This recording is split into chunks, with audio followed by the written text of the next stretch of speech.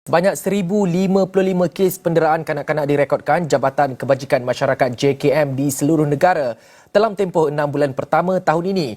Timbalan Menteri Pembangunan Wanita, Keluarga dan Masyarakat Datuk Siti Zailah Muhammad Yusof berkata, daripada jumlah itu 578 merupakan penderaan fizikal, 417 kes penderaan seksual dan 60 kes penderaan emosi. Video sebentar tadi telah memaparkan begitu banyak kes penderaan yang berlaku di Malaysia. Pada hari ini, kami daripada Kumpulan 10 ingin membentangkan penyelesaian masalah yang bertajuk tentang penderaan kanak-kanak di Malaysia. Next. So, nama saya Muhammad Hakimi bin Ramzan, nombor pendaftaran 2023-444-822 bersama dengan ahli kumpulan saya iaitu Din. Saya Muhammad Izzuddin bin Mazlan, nombor pelajar 2023-466-118. Saya Fakhruddin bin Nasir, nombor student 2023-485548. Dan saya Junaina binti Ramli, nombor pelajar 2023-4797072. Next. So, ini merupakan isi kandungan untuk kumpulan kami pembentangan. Next. So, untuk pengenalan. Penderaan kanak-kanak di Malaysia melibatkan pelbagai bentuk termasuk penderaan fizikal, emosi dan seksual serta pengabaian. Ini merupakan pelanggaran hak asasi manusia dan boleh memberi kesan negatif yang serius terhadap perkembangan kanak-kanak. Seperti yang dipaparkan sekarang, iaitu kes yang paling yang sangat popular sekarang iaitu kes Bella, iaitu notakan penganiayaan terhadap OKU. Kes ini berlaku pada 4 Mei 2023. Kes ini juga merupakan kes yang sangat berat yang sampai Satu Malaysia memfokuskan tentang kes ini, tentang penderaan kanak-kanak, iaitu kanak-kanak OKU. Kanak-kanak tersebut merupakan perempuan sinetron yang berusia 13 tahun yang dikenali sebagai Bella. Next.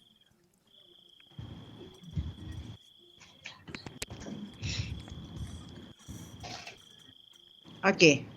Penyataan masalah dan isu.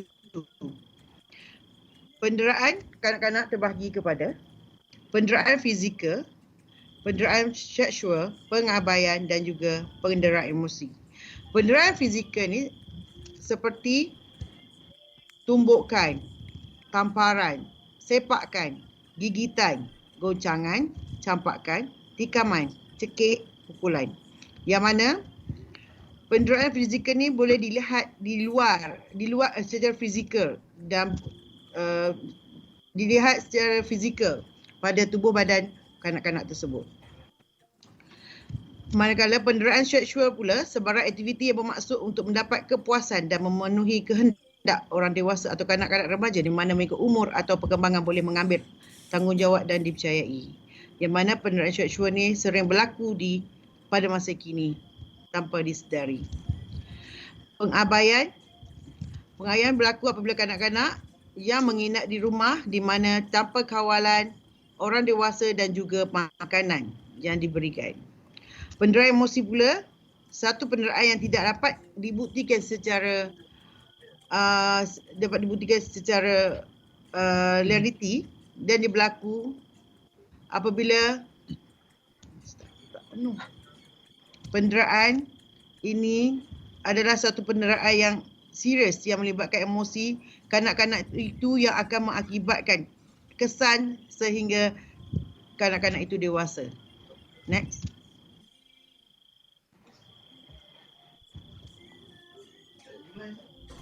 Next. Okey. Pendera kanak-kanak ini terbahagi ataupun terbahagi kepada 5 golongan, iaitu ibu bapa atau penjaga kanak-kanak itu sendiri, anggota keluarga lain iaitu saudara mara, sepupu atau ahli keluarga lain yang mempunyai hubungan darah daging dengan kanak-kanak tersebut. Pengasuh atau penjaga kanak-kanak. Individu yang bertanggungjawab menjaga kanak-kanak seperti pengasuh di rumah pengasuhan dan atau penjaga di pusat jagaan kanak-kanak. Individu di sekolah atau institusi pendidikan. seperti guru, staf sekolah, rakan sebaya ataupun individu lain yang berada di sekolah dan ataupun di institusi pendidikan. Industri atau eksploitasi. Industri tertentu atau sektor seperti perdagangan usaha, prostitusi kanak-kanak dan buruh kanak-kanak. Next.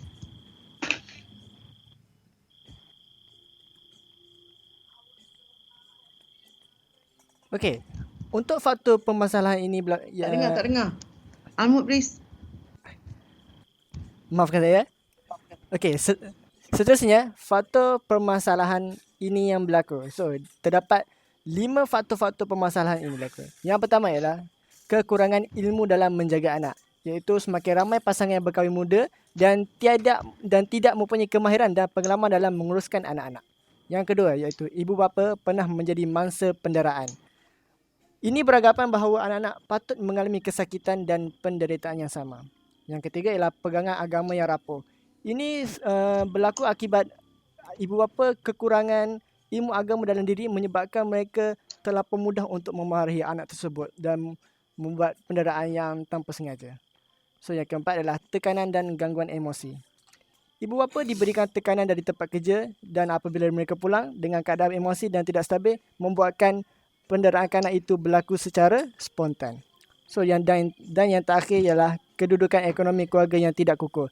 Ini disebabkan kerana ibu bapa dihimpit masalah kewangan untuk membesarkan anak-anak menyebabkan mereka berada dalam keadaan emosi tidak stabil juga dan membuatkan berlakunya penderaan kanak ini. Next.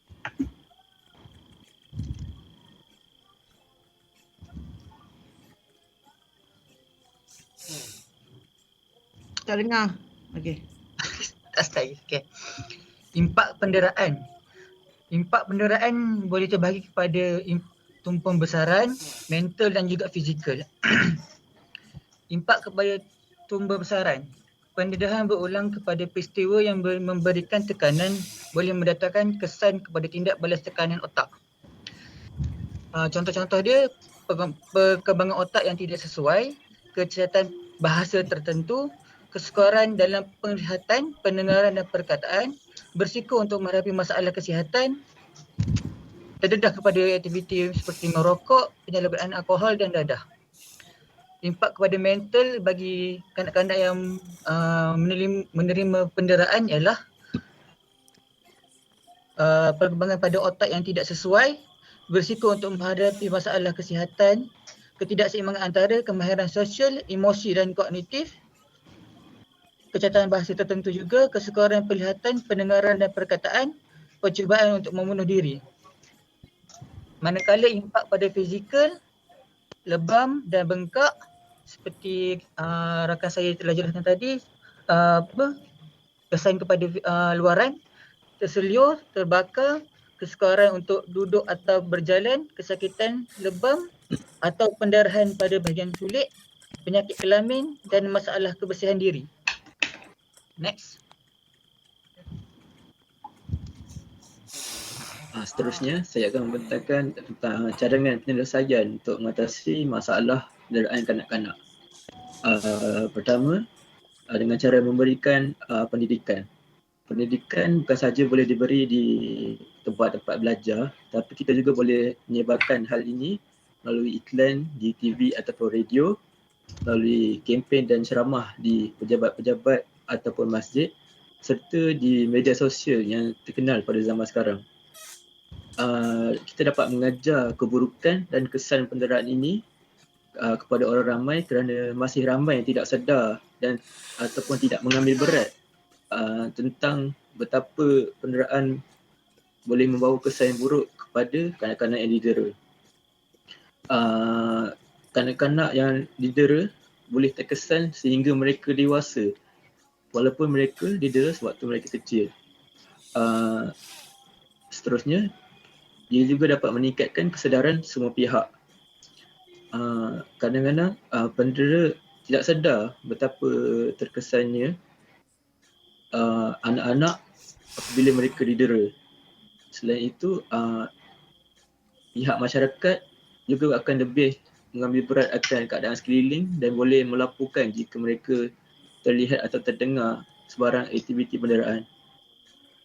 Tidak lupa juga untuk kanak-kanak yang didera, mereka boleh mendapat pendidikan tentang bagaimana cara untuk melaporkan kes penderaan kepada pihak berkuasa. Yang kedua, cadangan penyelesaian ialah untuk mengadakan perkhidmatan kaunseling. Perkhidmatan kaunseling dapat menyelesaikan sebarang isu atau masalah. Kebanyakan pendera, terutamanya dari golongan ibu bapa, mendera kanak-kanak kerana mereka mempunyai masalah peribadi, sama ada dari segi kewangan ataupun di tempat kerja. Mereka sama ada secara sengaja atau tidak sengaja melepaskan amarah mereka kepada kanak-kanak yang tidak melakukan apa-apa kesalahan sekalipun. Kemudian, perkhidmatan kaunseling juga boleh memberikan bantuan kepada pihak yang memerlukan. Pihak yang memerlukan termasuklah pendera dan juga kanak-kanak yang didera.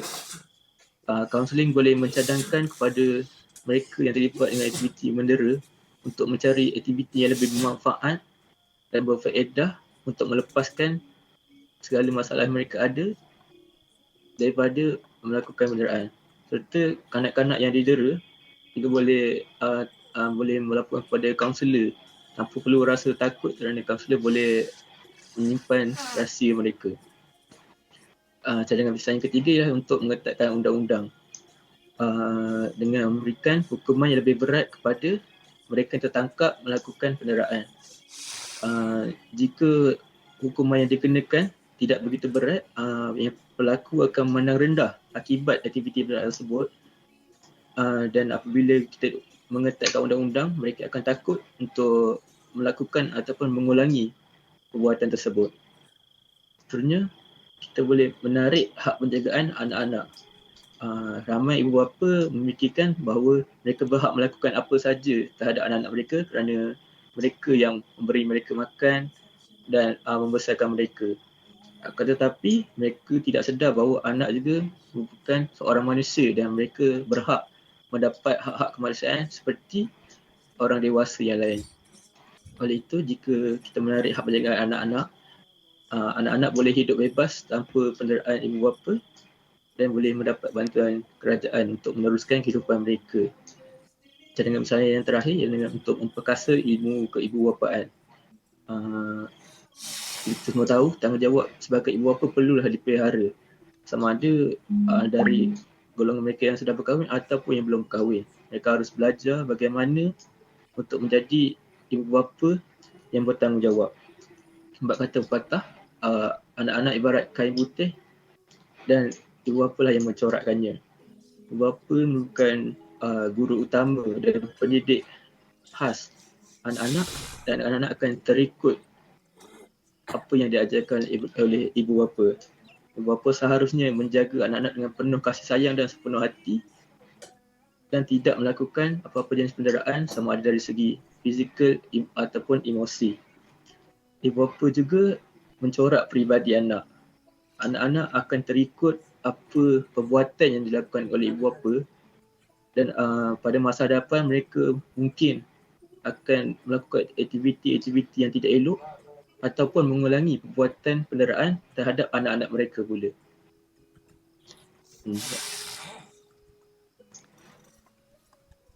Okey, seterusnya terdapat satu agensi yang sangat-sangat memberi sokongan terhadap kes penderakan iaitu Kementerian Pembangunan Wanita, Keluarga dan Masyarakat.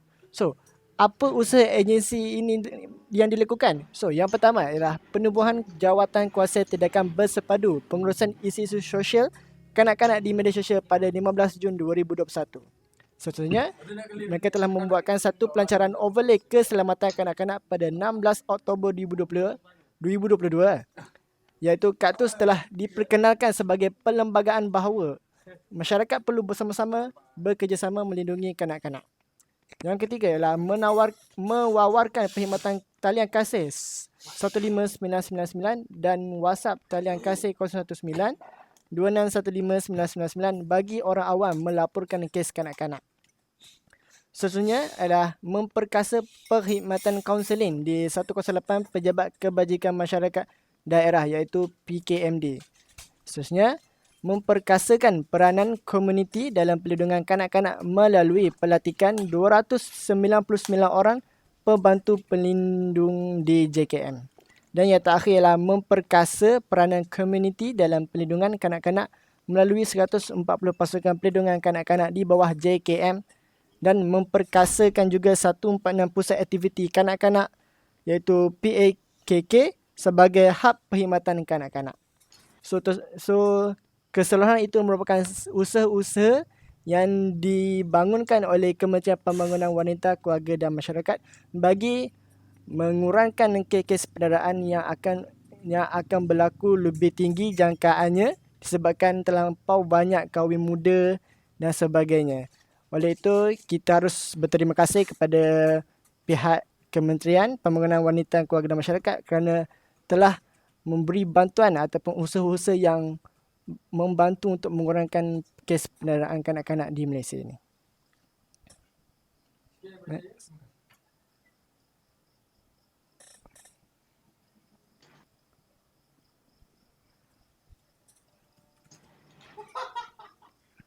Next apa?